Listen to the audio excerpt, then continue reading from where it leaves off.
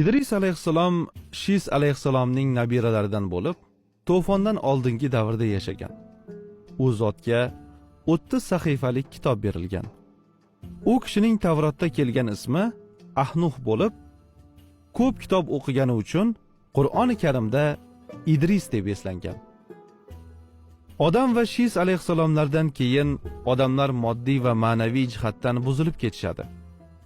Shunday bir paytda Idris alayhissalom Qobilning avlodlaridan bo'lgan, yomonlik va gunoh ishlardan ham qaytmaydigan bir qavmga payg'ambar qilib yuboriladi.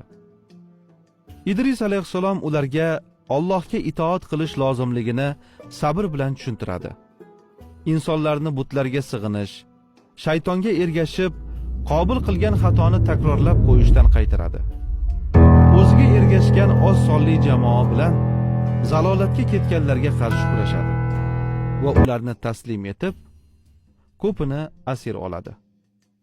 Vahiy farishtasi Jabroil alayhissalom Idris alayhissalomning oldilariga 4 marta tushib, Allohning buyruqlari va qaytariqlarini yetkazadi.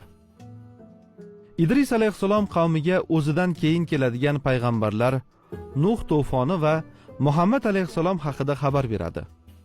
Ammo qavmdagilarning ko'pchiligi u kishining so'zlariga ishonishmaydi. Shunda Idris alayhissalom o'ziga ishongan kishilar bilan Bobildan Misrga ko'chadi. 72 tilda gaplasha oladigan Idris alayhissalom borgan joylarida odamlarni dinga da'vat qiladi. Bizgacha kelgan ma'lumotlarda u zot qurol aslaha yasashni, shaharsozlik va boshqaruv ilmini ham yaxshi bilgani, 100 ga yaqin shahar qurgani aytiladi. Idris alayhissalom matematika, tibbiyot, astronomiya ilmini ham yaxshi bilgani ma'lum. Alloh taolo u kishiga osmon jismlari, sanalar va hisob ilmini bildirgan. Ummatiga qalam bilan yozuv yozishni, igna bilan tikishni o'rgatgan Idris alayhissalomga bu narsalarni Alloh o'rgatgan.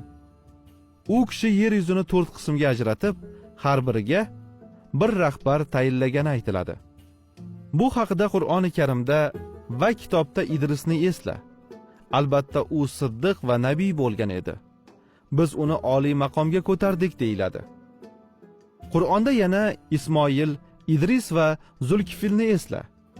Ularning har biri sabr qiluvchilardandir va ularni o'z rahmatimizga kiritdik. Albatta ular solihlardandir. Deyilib, Idris alayhissalom ham sabrli va Allohning rahmatiga erishgan payg'ambar ekani ta'kidlanadi. Payg'ambarimiz Muhammad alayhissalom Me'roj kechasida Idris alayhissalomga yuzma-yuz kelganlarida Jabroil alayhissalomdan bu zot kim deb so'raydilar. Jabroil farishta bu Idris payg'ambar, unga salom bering degach, Rasululloh sallallohu alayhi va sallam salom beradilar.